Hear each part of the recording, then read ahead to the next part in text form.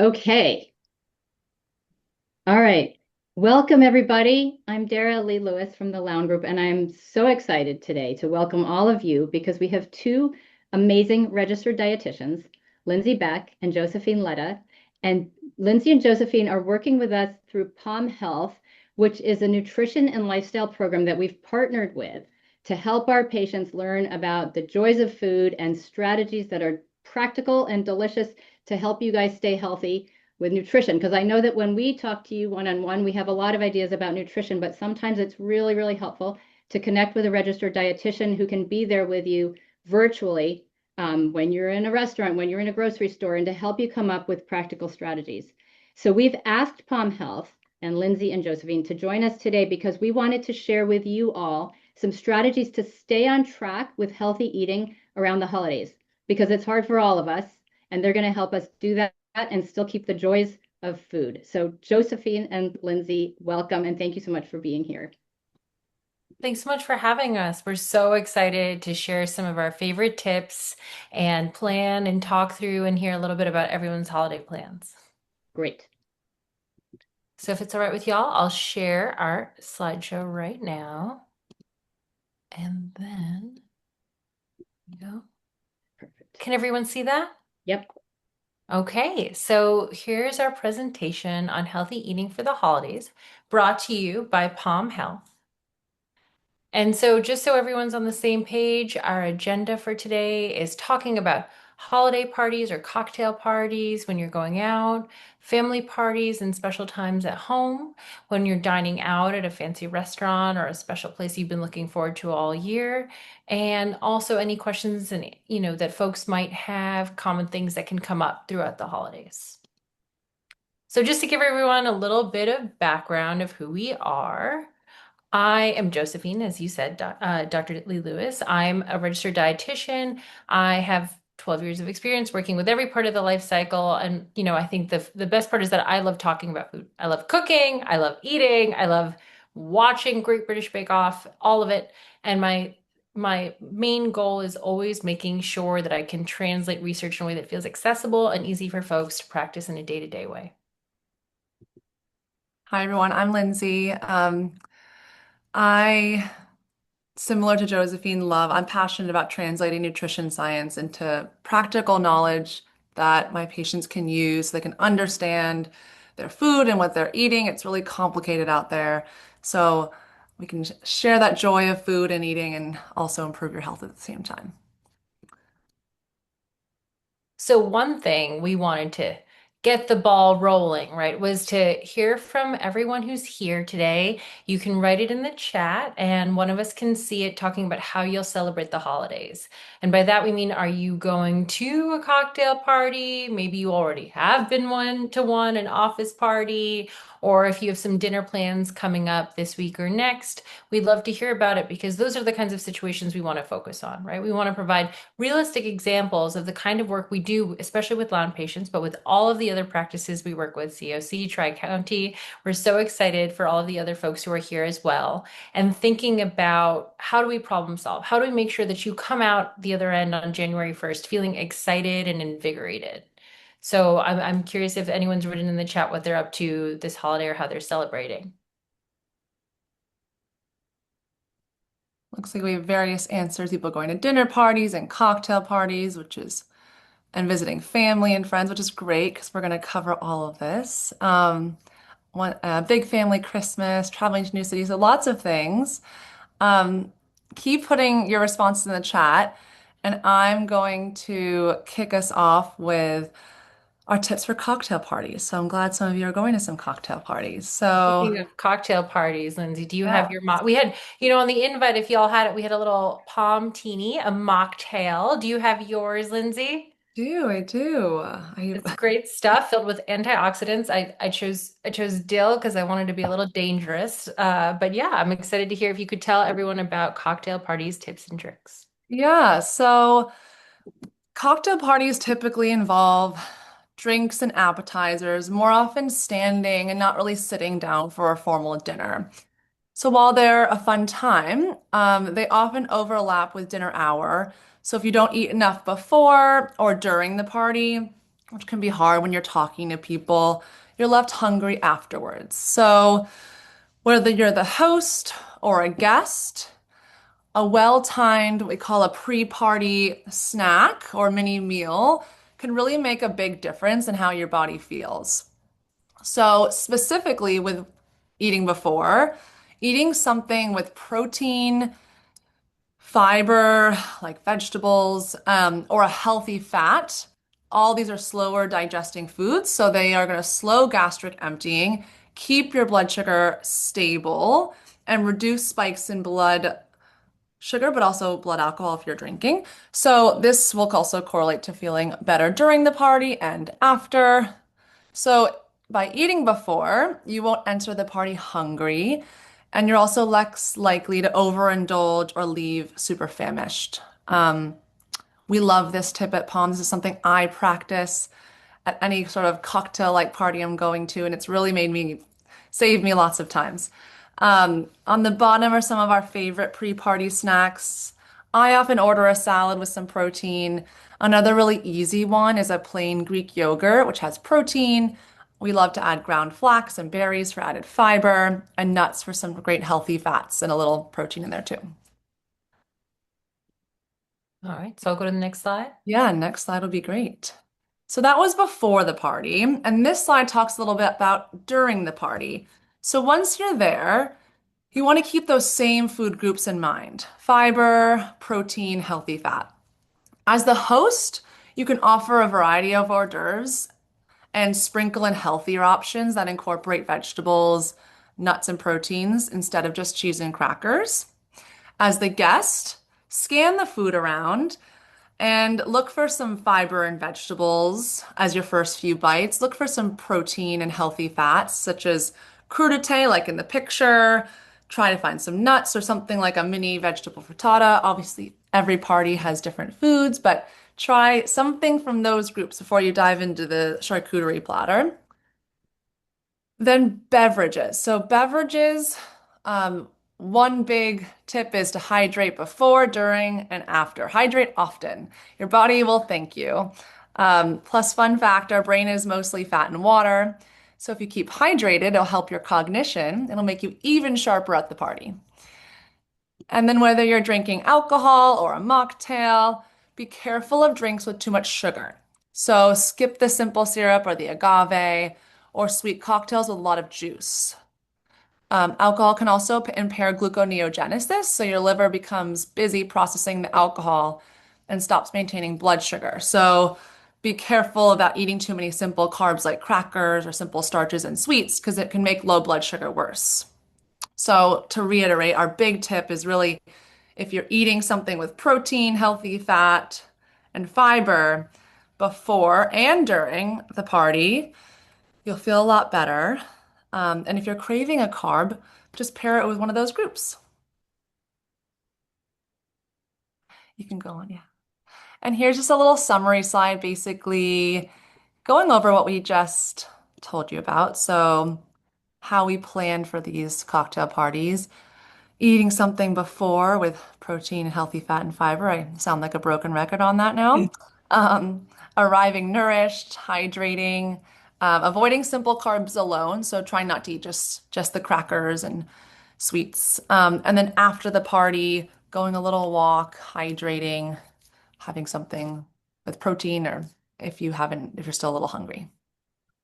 I think you really brought up a lot of great points, Lindsay. I know it's something that we both discussed with our patients of folks feeling like they want to wait all day, right, for that moment, but it ends up backfiring, right? So, I think it's really helpful to continue to reiterate that it's okay, right? The idea of by prepping for yourself in advance that like Saturday morning you will be really happy you did. Totally. And so, one thing we wanted to share with everybody was a fun fact, right? When you're at a cocktail party or whichever, and there's the lull, and you're like, what am I going to talk about, right? So, we thought today's first fun fact will be about GLP-1s. Maybe the audience has heard of it before. I'm certain they have.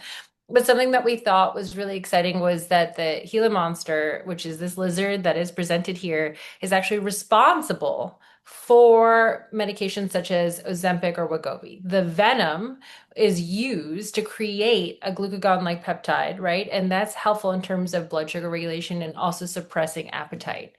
So that's a fun fact. And now you have it, right? In addition to all of our healthy tips, you have something that you can learn about and bring to the party. So for our next question, what we wanted to ask folks is, so what's the furthest you traveled for a holiday party? How about you, Lindsay? Well, my husband is, I guess it depends how you define that. My husband's Australian, so I guess I travel pretty far when I go to Australia. I think you take the cake on that one. You definitely win. Do you see anyone else's responses? We'd love to hear. I'm sure you might find Yeah. some other folks here on the plane with you when you go. Yeah, yes, lots. We had Scotland so far. And that's it. So people continued crossing New England, yeah, like local driving around. So it's always I used to do a lot of that too. Yeah. Yeah, it's a lot of travel, right? And that is the perfect way to bring us to our next segment, which is thinking about family parties.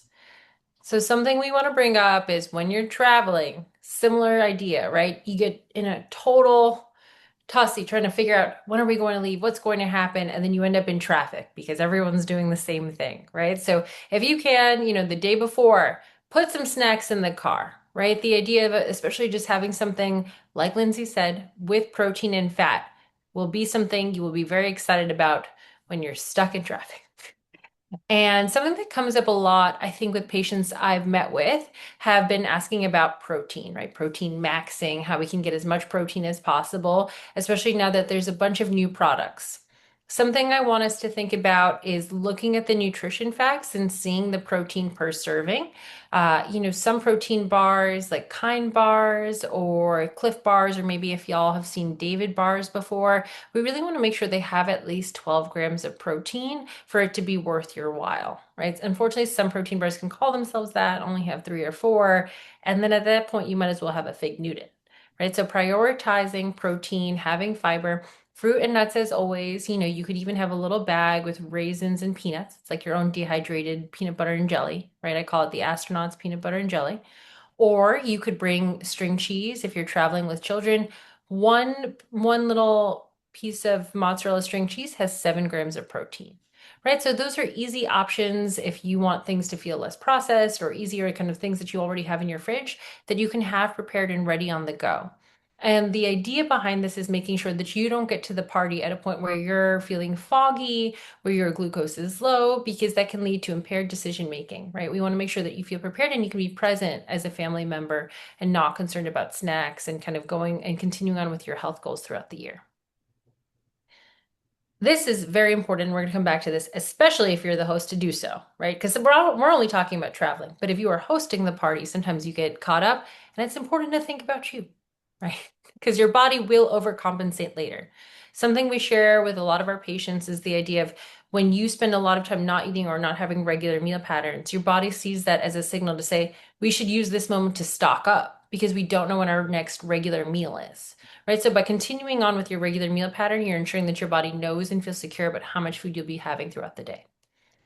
Another thing is having some time for a walk beforehand, right? We know a lot of the gyms will be closed, right? You won't be able to do a hot yoga class on Christmas Eve. But if you can, doing some gentle stretching or moving is very helpful. Now, when you're at the party, something we want to focus on is starting off with a smaller plate. Many studies and a lot of research has shown that when you're presented with a plethora of options, you will choose more food overall, right? Between all of the different colors and the saturation of flavors, it's intuitive. It's not you, it's the human brain, right? So going small, taking some time and then going back to the table, right? Or even doing a first loop where you're just kind of looking through what you want helps you decide and prioritize the foods that you're really excited to eat that feel special to you instead of grabbing the first thing that's there. Going back to what Lindsay said, making sure that you have protein and vegetables together, and ideally even having those first. Something that, we really go over in detail with our patients at Pom is talking about things like food ordering. The order in which you have your food can sometimes affect your blood glucose regulation and also help with your overall energy levels and feelings of satiety, right?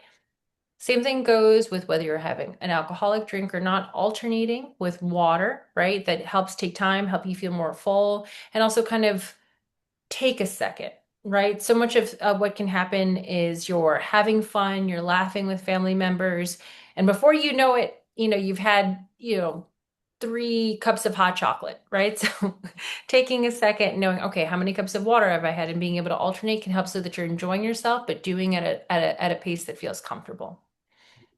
Another thing to talk about is walking around the room. It's not the New York Marathon, right? It's not the Boston Marathon.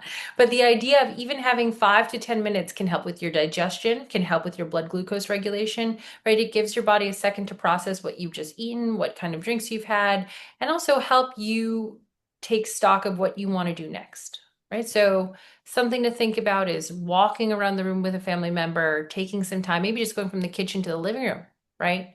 Thoughtfully doing so can be really helpful for your digestion and blood sugar regulation.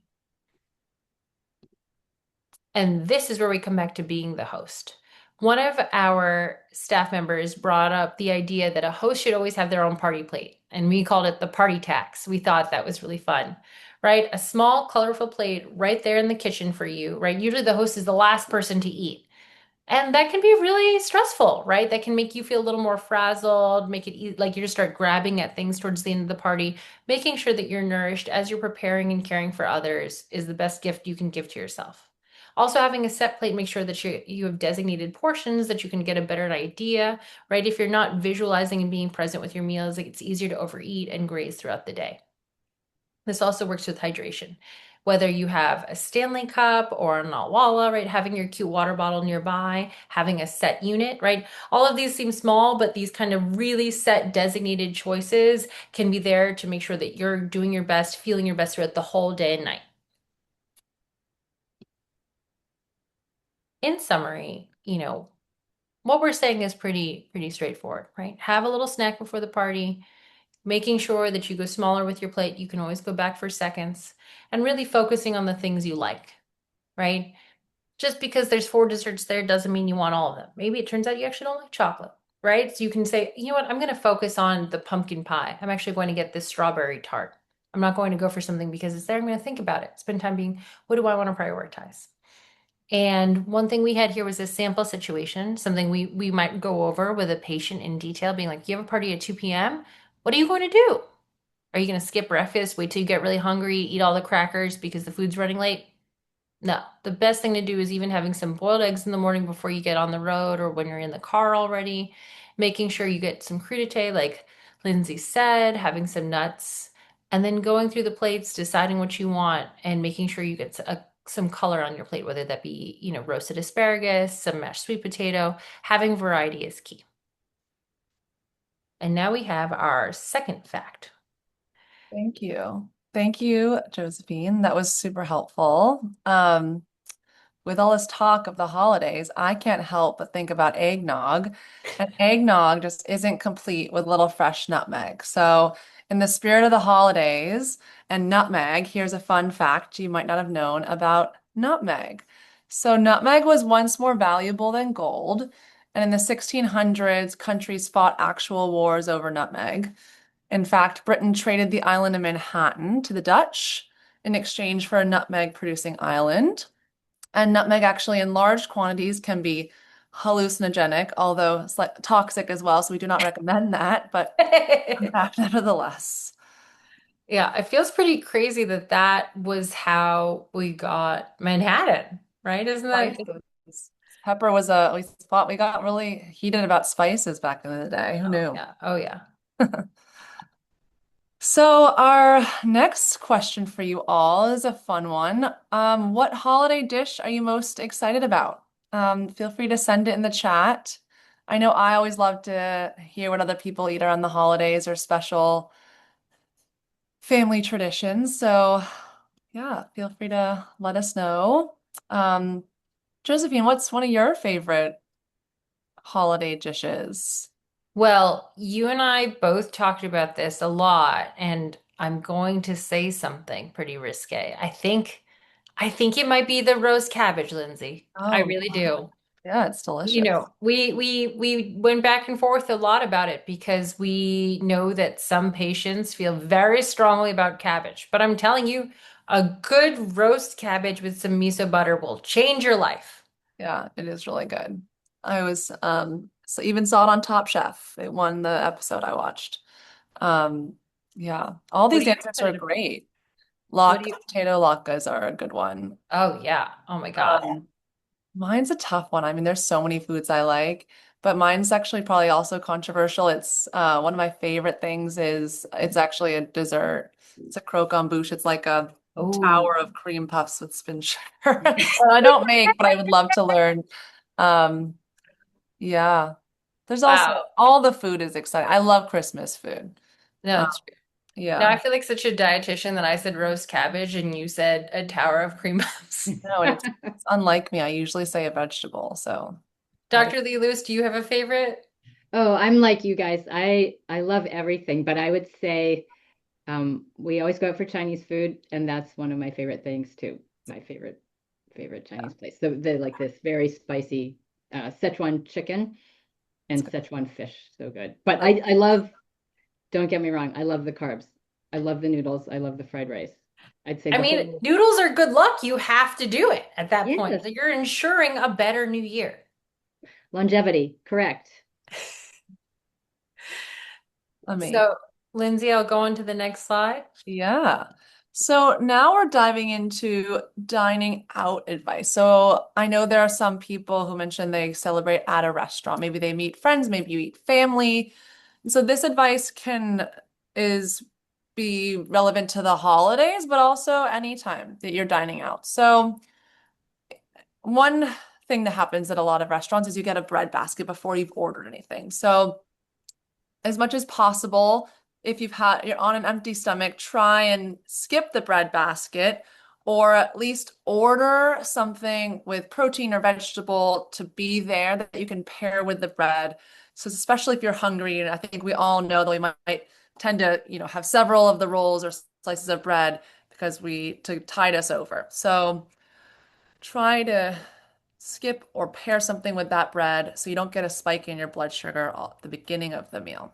Does it Um, count to dip it in olive oil or that's just cheating? I mean, olive oil is a healthy fat. I mean, I think it does help in my mind.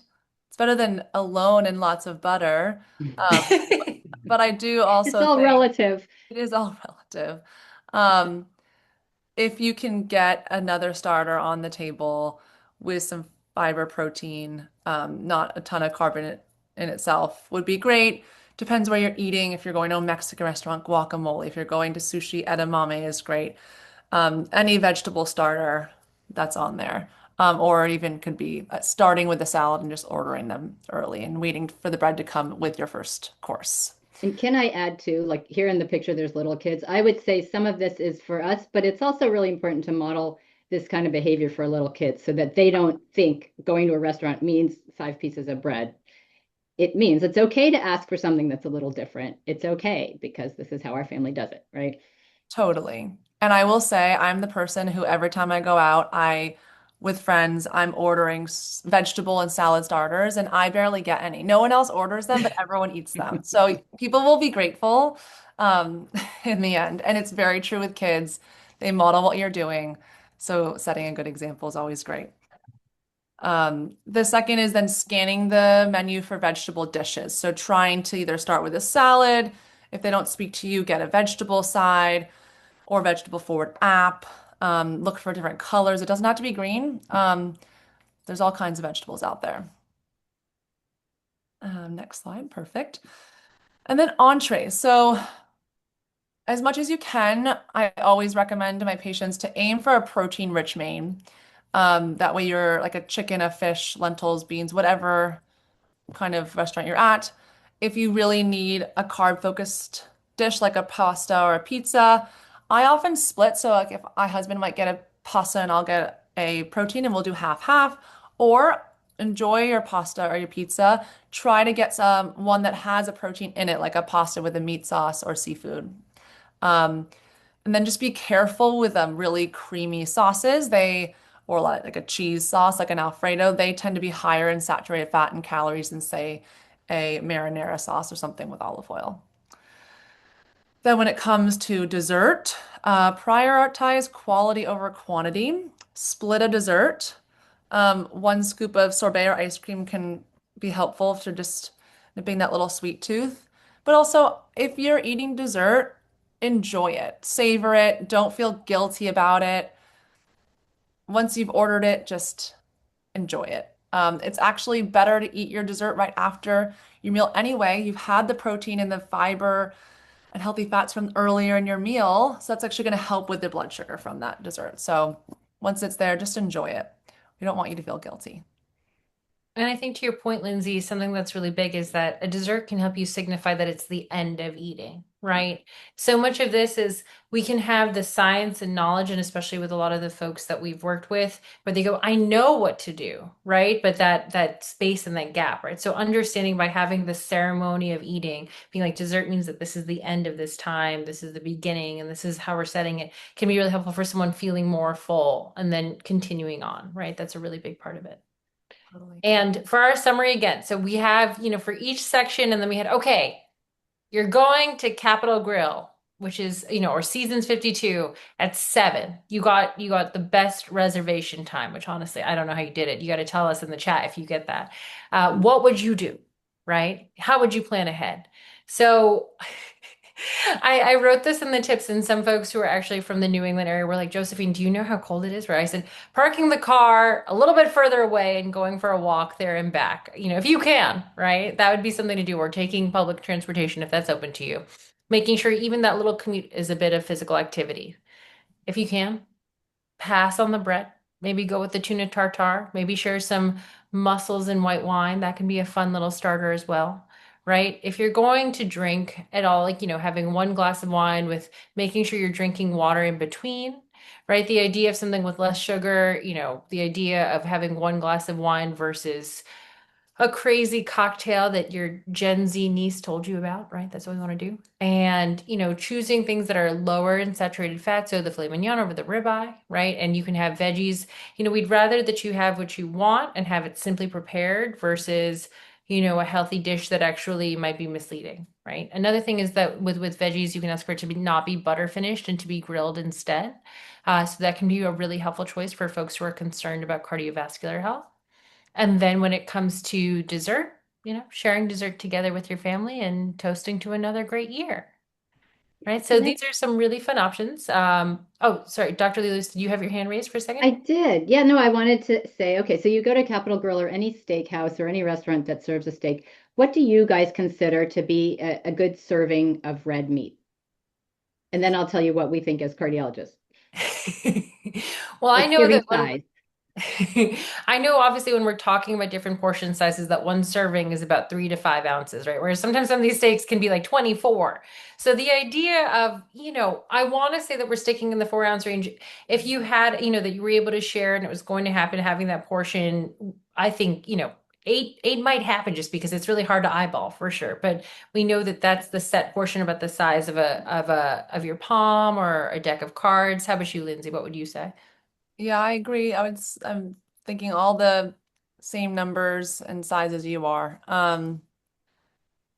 About 3 to 5, 4 to 6 ounces. Yeah. I think often they call the petite filet, at least last time I was in a place like that, is a 6 ounce filet mignon. And that's, truly you could eat half of the petite one, take half home for the next day, and it's two good solid servings of red meat. You But I know, agree with the filet over the ribeye because it just has a lot less of the fat. Yeah. yeah, yeah. In a food diary that one of your patients sent, Dr. Lee Lewis, we actually had that where they were able to share a steak. Like I think it was a ribeye, but I think it was amongst 4 people. And it was like we're balancing it out to your point. And I think building on that, right, is so, when a restaurant has more than 20 locations, the nutrition facts have to be listed. So that's something for some of the larger upscale chains of things we can share. If it's a one, like a boutique restaurant, we'll go over the menu with a patient. But when it's a larger scale, we can actually look at the nutrition facts. And so something was, looking at the sodium and saturated fat of the Caesar salad at Capital Grill ended up being a lot higher.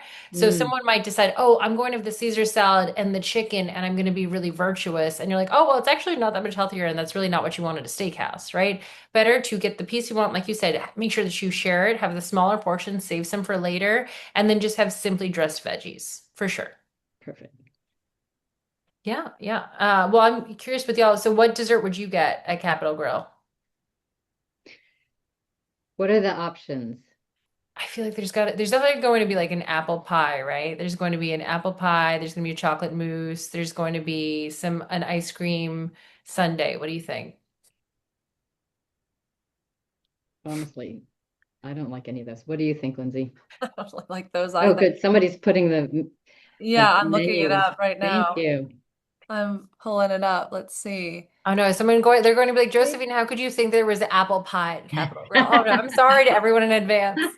It's cheesecake, classic creme brulee, seasonal berries, coconut cream pie, flourless chocolate espresso cake, warm apple tart. So there's a warm apple tart. Oh, I would probably go with the berries. I'm actually a really big chocolate fan. I love a flourless chocolate cake, so I'm sure that would be shared. Maybe I'll get some berries on the side. Definitely, actually, big berry fan. Yeah, I think it'd be the same for me for sure. Creme brulee can be really hit or miss. If you can't tap that shell, I'm gonna be really bummed. Yeah.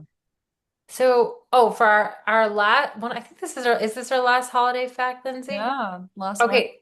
So a really fun one is that spicy isn't a flavor, right? It's a burning sensation. It's a chemical burn that comes from capsaicin, right? And it's bonding to heat receptors, sending a false signal to your brain. And the idea of when you have milk, the protein in milk helps neutralize it. And what's really crazy about that is birds can't actually taste spicy because they're pollinators, right? So the idea of this sensation of a burn is supposed to prevent you from eating the food that's spicy so that you don't destroy the plant. But since birds pollinate, they don't taste it because the plant wants to be carried and pollinated with the bird. interesting. Something totally new. So one thing we wanted to bring was that if we're saying all these things that you do and don't, what would our ideal plate look like, right? Kind of coming back to that. So Lindsay and I actually set up a series of appetizers that we have, and we will share and I think we might have already, our ideal menu with recipes that we have and when you can prepare them. So we have melon and prosciutto, veggie frittatas, spinach, artichoke, and yogurt dip with some crackers and crudité. Doing a spatchcock roast chicken is nice by having the chicken flat out. It tends to cook more rapidly and evenly. So it's always recommended if you can get around to kind of butchering it appropriately. We have the roasted cabbage that we mentioned, maple sweet potatoes, and for dessert, a scoop of ice cream. And we shared a PDF kind of little booklet. So it's going to have the menu, it's going to have the recipes, it's going to have how to make them. So you can recreate the Pom party plate if you'd like. Wow. That's so beautiful too.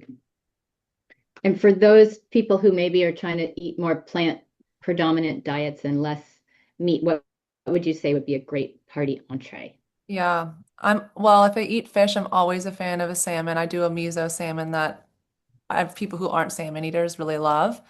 Um, and then what about and lentils, I guess, is another great dish. So I make this really beautiful butternut squash lentil stew. Almost happy to share it with people. There's some greens in it. It's people who are not vegetarian and don't like lentils love it. It has a little curry in there. It's delicious. Sounds And I good. think building on that, Lindsay, something I love doing is I'll get green lentils, cook them, and then toast them so they'll be crunchy, almost like roasted chickpeas, and I'll add them on. And something similar I do is tofu crumbles and having what would otherwise kind of be a plant-based dish, maybe a salad or a pasta dish, and having it there can add some really great meaty texture, similar to when you have roasted mushrooms. And I think it can add in that protein and is a really easy way for something to feel plant forward without someone feeling that they're missing the texture of meat or like a feeling fulfilled. Yeah. Love that. Oh, and actually, the miso salmon that I make, the same marinade I use on tofu, and I'll roast the tofu. And so, actually, if you had Mhm. guests that were didn't like fish, you can like really easily make both. Wow. Yeah, and a big thing I'd been sharing with some patients had been, the New York Times cooking app has been working hard on having more plant-forward options. They made a tofu ricotta, and you can actually use it the same way you would have ricotta cheese to fill pasta shells if you want. And I found the texture to be very filling. I know you have to be brave, but I do think it really tastes like ricotta cheese. It's very filling, and then you're going to have a lot of protein. It's very tasty. That's great. And I think Misha just put in the chat that she made tofu chocolate mousse. Wow. I do that too. You take the silken tofu with chocolate, you can find that recipe. It's so delicious, and people don't know that it's tofu. It's high in protein, low in saturated fat, and it's delicious. So there are lots of ways. I think a lot of people are trying to eat more plants these days, which is great for our health and it's great for the environment. And like you said, it doesn't always need to feel like a big sacrifice. So this is awesome. Lots of options. And I think these days when if we're hosting, there's always going to be a guest who has some kind of restriction or requirement, gluten-free, vegan, vegetarian, whatever. So it's great to have all these tricks up your sleeve. Yeah, and I think it's really great that you brought that up because especially with cardiology and with heart health, right? We really do know that having more plant options and the most successful change is one that you enjoy, right? So finding different methods of preparation that don't feel like you're martyring yourself. I think we just keep hearing them the idea of something being enjoyable, of exciting, right? I know that that's a big North Star for us here at Palm is talking about surprise and delight. What can we do that will make things feel exciting for you? Because that continues on with healthy habits that will make it feel special. And incorporating that into your family traditions can only make that stronger, right? If it's something that everyone comes to expect, then it just makes it that much easier for you. Yes, and it's sustainable because I think, a lot of people will just put 110% effort into making changes and restrict this and cut out that and deprive themselves of that. And for like 2 or 3 months, they're doing great and everything seems to be going well. But really, then something happens, either something stressful or something joyful or something with family, and the whole thing falls off the rails. And so finding ways that are enjoyable and sustainable and realistic is such an important strategy. Yeah, yeah. I think you've hit it the nail on the head. You can do anything for 6 weeks, right? It's having this idea, and that's I think a big thing that has been so interesting about working in nutrition support, right? That we're talking with folks and they'll say, I've done this before, or I've done keto, right? Or I've Right. done the paleo diet, right? But it's the idea of instead of it being for one period of your life, what are changes that can feel that you could continue on in perpetuity? Yes. Yeah, and also we talk about the joys of food a lot at Palm and really finding flavor and recipes that taste good and reminding people that like you don't have to eat steamed vegetables. There's like delicious vegetable recipes and like finding ways for them to love healthy food because really it's delicious and you feel so much like more energy and you feel better when you're eating in a way that your blood sugar is balanced and you're having the nutrients your body wants. Yes. And started teaching them that. And I feel like my patients will tell that to me. They'll say, I feel better. Like I don't feel like I'm eating. We don't like the word like restriction or diet because it should be a way of adding these healthier foods and enjoying them. Totally. I always think of, and especially when I was raising my son and he was sort of a picky eater, but in one bucket is foods you love, in another bucket, foods that are healthy, and then finding that intersection, like the Venn diagram, where it's both, it's such a win because one way or the other, on either of those extremes, it's either going to make you feel crummy or it's not going to be sustainable. So, Exactly. Yeah. We want people to change their habits and have those not feel like just like become easy after a couple weeks and they don't even know that they're feels natural. right. And I Again, think you guys have had so much success. So I know I've sent a lot of patients to you and people who grew up in a certain way, like maybe their parents didn't make vegetables or they got them out of a can or it was frozen or overcooked and they associate vegetables with yucky. And then you'll teach them how to make something that's actually pretty straightforward and simple and tastes great. And it's like a light bulb goes off. It's a whole new way of approaching the world. And that's yeah. the most exciting moment for us. We love when our patients are like loving a new dish and then they're excited. We are excited. It's the best part of the job. And I think to that point too, also about making sure you stay nourished throughout the day, right? I think a lot of folks that we've had are like very calorie restricted and then like around 2 or 3 p.m. just kind of Yeah. right, feel really low. And then at night, it just feels like a whole different switch, right? That continues on and on, right? So the idea is by having more nourishing meals throughout the day, that you can maintain your energy levels and also that those cravings can decrease a little bit, right? Because it's the body searching for food where it can't find it. Yes. Yes, exactly. Do you ever think of it as sort of as a budget, like maybe 25 grams of added sugars per day, and if you have more of it in the morning, you'll have less of it at night, or do you just try to restrict the sugars in general? And sorry, a second question, Misha has put in the chart that maple syrup and date syrup, as a natural sweetener for something like a tofu pudding, does that make a difference? So sugars in general, budgeting your sugar, and does it matter what kind of sweetener that you use? I can answer the sweetener question because this is something I get a lot and I think about a lot. So, sugar is sugar at the end of the day. However, their maple syrup and coconut sugar are slightly, like on the glycemic index, they spike your blood sugar slightly less. They're also primarily glucose, whereas agave, actually date syrup, and I need to think of the other ones, are mostly fructose. So those are going to get shuttled to the liver, which we don't want. I'd actually rather something go through the glucose pathway, primary fuel source of our body. Obviously, don't want too much, but I'd rather that than something that's going to get shuttled to the liver and could get stored as fat. So you Uh, think that coconut sugar Coconut sugar, maple syrup are and my, maple syrup. yep. And to your Honey point about, oh, also sorry. mostly fruit. Honey's also mostly more fructose than glucose. But at the end of the day, it does come down to I will reduce the sugar in recipes and just using less in general because Yeah. sugar is still sugar at the end of the day. Okay. And to your other question about the sugar allotment, even though I do love thinking of it as an energy budget, sometimes I'll pose a question to a patient of, would you would you put your whole mortgage payment towards a big party? Like maybe, but probably not. You probably need to pay your mortgage first. Same thing with basic nutrients or protein, fiber, all of that.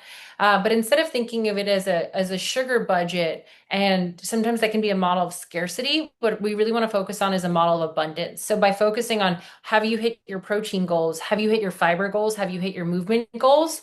Oftentimes we find that our patients are so distracted by that that it sort of takes the heat off sugar for a while. They're like, oh my God, I forgot that I always obsess over dessert because I was trying to make sure I got my fiber intake, like and I think it's a great pivot where someone who has felt that they're constantly trying to make themselves smaller are instead focusing on making sure that they feel nourished and present.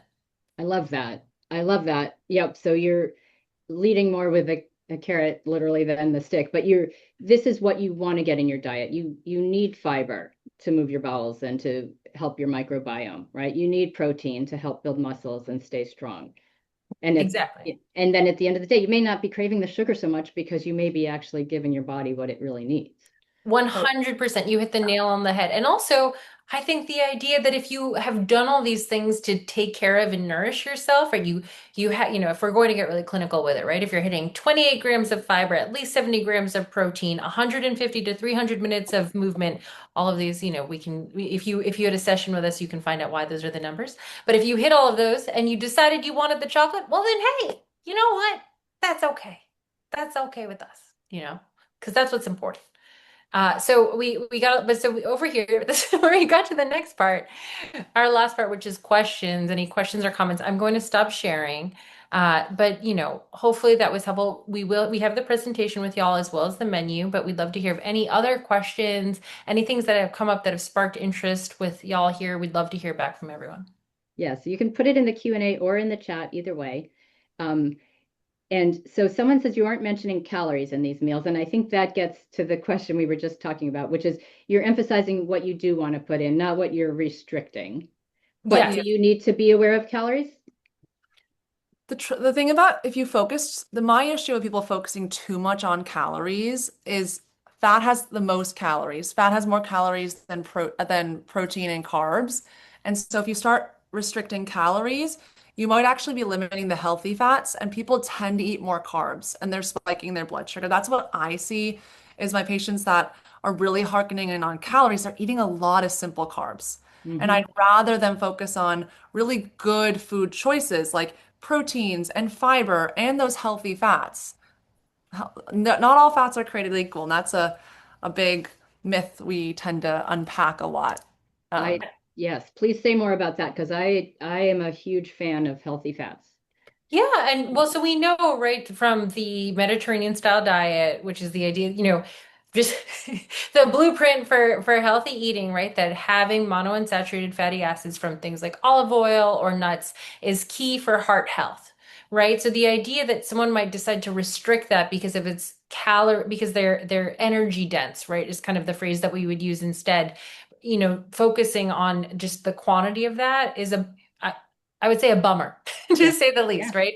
So by making sure that folks are on quality, and again, I think kind of going back to that idea of a budget, right? Someone can stay within 1,200 calories. That doesn't like show that they have any kind of needs for their micronutrients. It's not saying about fiber, as well as what Lindsay said about healthy fats, right? So in terms of all of the other goals can be missed in that, right? And some people, we know, right, especially from the 90s, that folks can really focus on only thinking about that number. It gets hard to think of the bigger picture.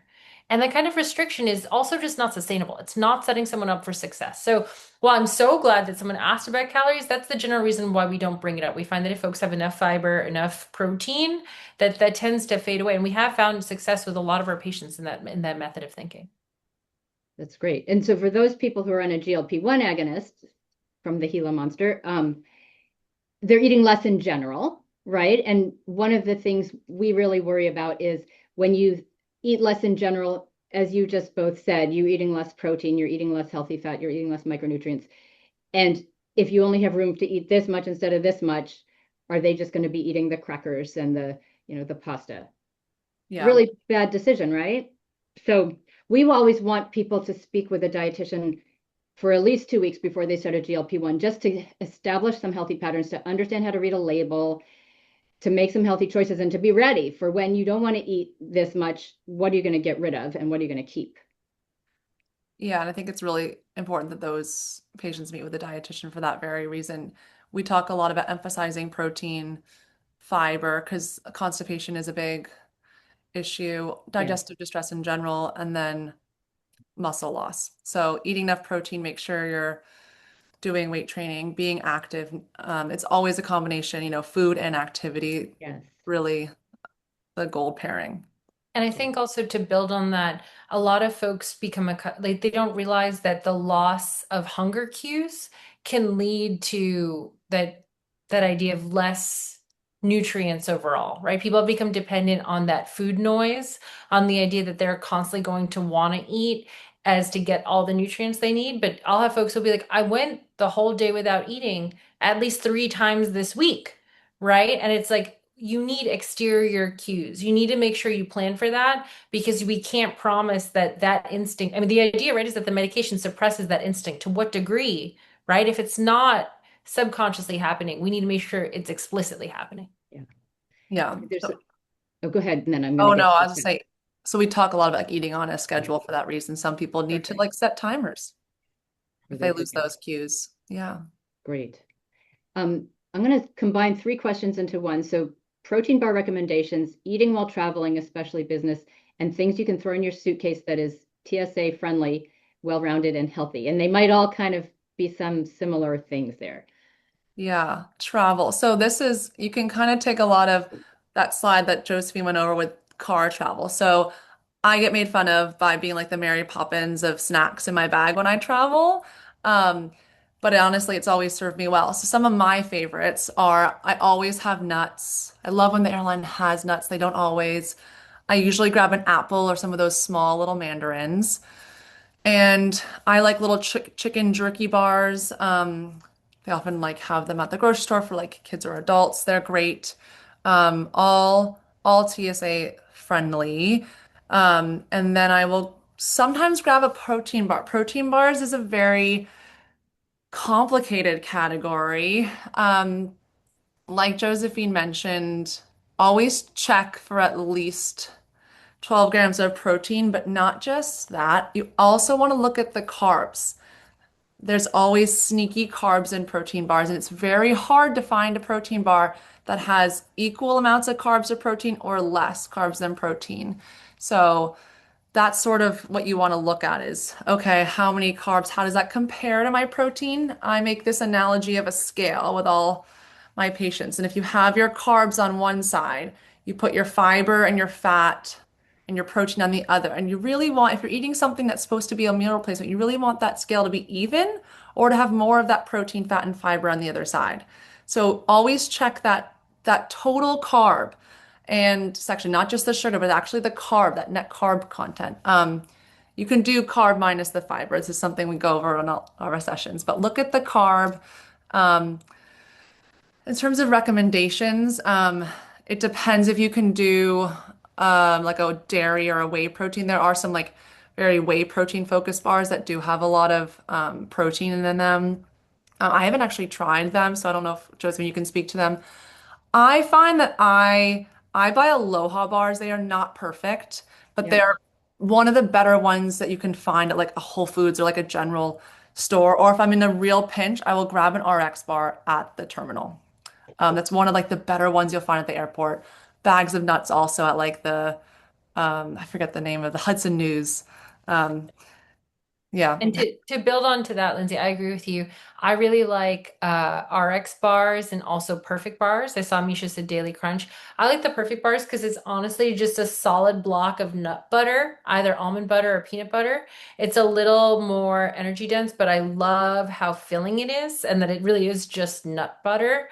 I find when I have one of those, I'm set to go. An RX bar, I agree with you. At my local corner store, if I'm in a pinch, it's and I'm going the distance, definitely there. I think dried edamame, Trader Joe's can really come in for the win with this, right? They have the individually packaged trail mix. I think like specifically the omega-3 trail mix is great. I love the chomp bites, ideally the mini ones, right, of jerky if you can feel comfortable with that if you are a meat eater. I agree with you, Lindsay. I don't generally consume a lot of whey, but those are really easy ones to keep on hand to know that you can have and utilize. Again, like I said, string cheese, really, 7 grams of protein, not that bad, like 70, 80 calories. You have that and some dried fruit, you're set to go. Can I ask why you guys don't like whey protein? That's what most of the protein powders are, and it's pretty Oh, bioavailable. I think if you can tolerate dairy, whey protein's actually great. I'll recommend grass-fed whey protein. Keep it very simple, not a lot of other ingredients. I just don't do well with, I can't digest it very well. But other than that, I think it's fine. Um, Same. Okay. yeah. Um, Also about those tips can also go towards traveling for business. What I will say for business travel is for some of my patients, if they're staying at a hotel and they're there for a while, a lot of I've had patients who are like consultants and they're always on the road. We will do like a little Whole Foods order to the hotel. So they have it and they can put stuff in their little fridge or whether it's like their Greek yogurt for their morning, like something to they can have before if they have a lot of business dinners and they know that they're not, it's family style. So they have those options on hand. And then traveling with like those snacks. But if you have a small bag, you can literally place a delivery order to your hotel. That's such a good idea. And a similar thing, Lindsay, is whenever I'm traveling, my husband was doing that briefly for a while last year. I knew wherever he was, whether he was in Fayetteville, Arkansas, or in Miami, Florida, that like the Whole Foods or the Sprouts, like the hot bar there would have some veggies. Sometimes it can be really hard when you're traveling to be like, what am I going to eat? I'm in between places. I have the dinner res and I have to go and I don't know. Usually that will be a place where the salad bar will do you well, right? You can even individually choose the vegetables if you have specific preferences, because the reality is, sometimes when you're traveling and you're in between places, it's just going to be too much work to figure out which restaurant has the best option, and that's okay.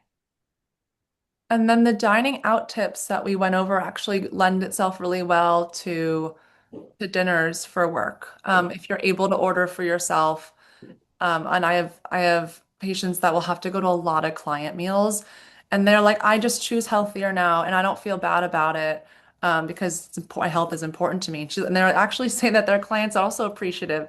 They're like, I'm gonna get the fish, I'm gonna get a salad because I'm have 3 dinners out this week.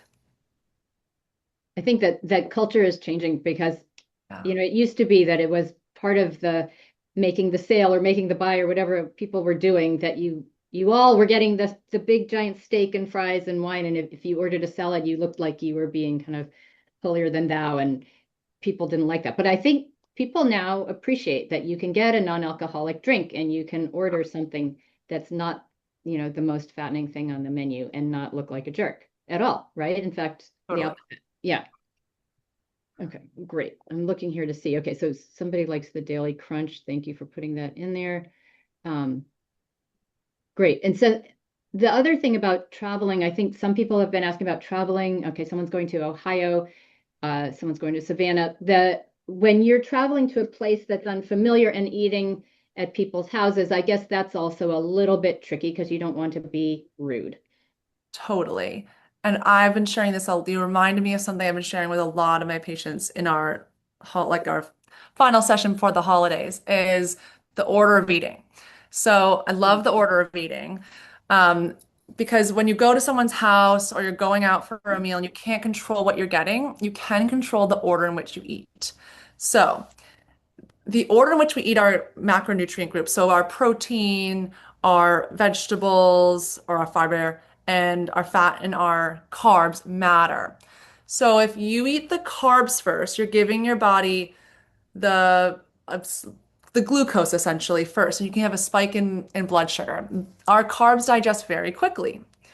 If you eat protein or fiber, specifically vegetable first, anything you eat after that is stuck behind these slower digesting movement, thinking of your carbs like stuck in traffic behind the fat, behind the protein and the fiber. And that means you'll actually feel fuller longer. You're not going to have that spike in blood sugar. So kind of looking at the plate, at the menu, what's on the table, maybe having a couple bites of whatever vegetable is there first, and then having a couple bites of the protein before you dive into the lasagna or the pasta. It can make a true difference. I've tested it with CGMs on myself and with my patients. The best order seems to be vegetables and fiber first, protein and fat, last your carbs. It's not like you have to finish them. You just have a couple bites of the vegetable first, then a coupling in the protein and the fat, and then add in the carb. Amazing.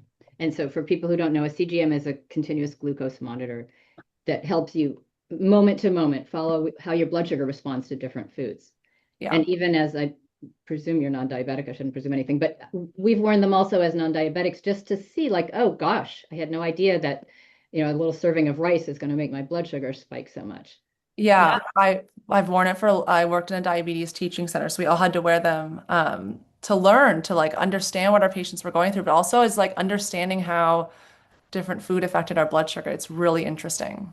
And Really. that's also something that we've worked on with some patients as well. The idea that these recommendations can also be individualized, right? Like I think to your point, Lindsay, I know I was with a team of dietitians who tried on CGMs or continuous glucose monitors, and we were all surprised about which foods got us to spike. Like the thing that got me to spike the most was coffee. Like all of a sudden I was like, all right, I guess I need to change. I didn't even think oat milk was going to spike my blood sugar like that, and it would happen. Wow. Yeah. Surprising. And surprisingly, probably there were things that didn't spike you or that maybe exercise or a really good night's sleep helped to settle it down. Yes. Along those lines of order of food, what about breakfast? So breakfast, say that it's the big day and at night you're going to be going out. And we talked about what to do just in the hours leading up. But what about in the morning? Is there a way to start your day off so that you kind of set yourself up for success? Is it important that the first thing in your mouth is protein, or is that a myth? Do you want, I think for me, I would say yes. I think that especially if we're talking about food ordering, that having protein in the morning can make a big difference. I know a lot of the patients we've worked with are scared of eggs. That Yeah. eggs have gotten a bad rep, and I'll say to folks, okay, well, we know the difference between, and this can be where we're splitting hairs, the difference between dietary cholesterol, right, and our blood Oh, cholesterol, right? yeah. What we're more concerned about it nowadays is saturated fat and really starchy, sugary foods. So I'll have someone turn down a vegetable omelet and say, well, I'm going to have pancakes. Right. And pancakes are great, but what we want is to have protein first thing in the morning, ideally, right? That even you're always going to make sure, again, like Lindsay said, this is the perfect thing at any meal, right? If you can't having fruits or vegetables and having protein, having healthy fats, and having the carbs be the last option. So that can be sort of difficult, right, with some of our traditional American breakfast options. So keeping that in mind, if you can, I would say having protein, whether that be with eggs, whether that be, with peanut butter, whether that be with Greek yogurt. With a lot of our patients, we talk about adding hemp seeds, flax seeds, chia seeds in the morning as a way to add protein to what you're already having. That's amazing. Yeah, Lindsay? just to piggyback on that, I agree. I do this. If any of my patients are on, they know I'm a total broken record about protein and fiber in the morning, but it makes a big difference if you give your body simple carbs in the morning. First off, it doesn't hold you over very long. Even oatmeal actually for some people really doesn't hold them over very long. And then you're hungry again, and maybe then you're in a meeting or you're in the car and you have to grab something sugary or something like chips, or you're just not feeling your best. Also, it helps if you have a stressful day, having something that doesn't spike your blood sugar like protein holds you over, you're gonna feel a lot better. And you'll feel fueled longer and you'll kind of until lunch. I like to just throw in the fiber comment that's also for satiety, but also for digestion, helps get things moving in the morning. So we talk a lot about like eggs with vegetables, or like Josephine mentioned, Greek yogurt with some ground flax and some berries and nuts. But for those on the go, and I think someone just asked a question about something light.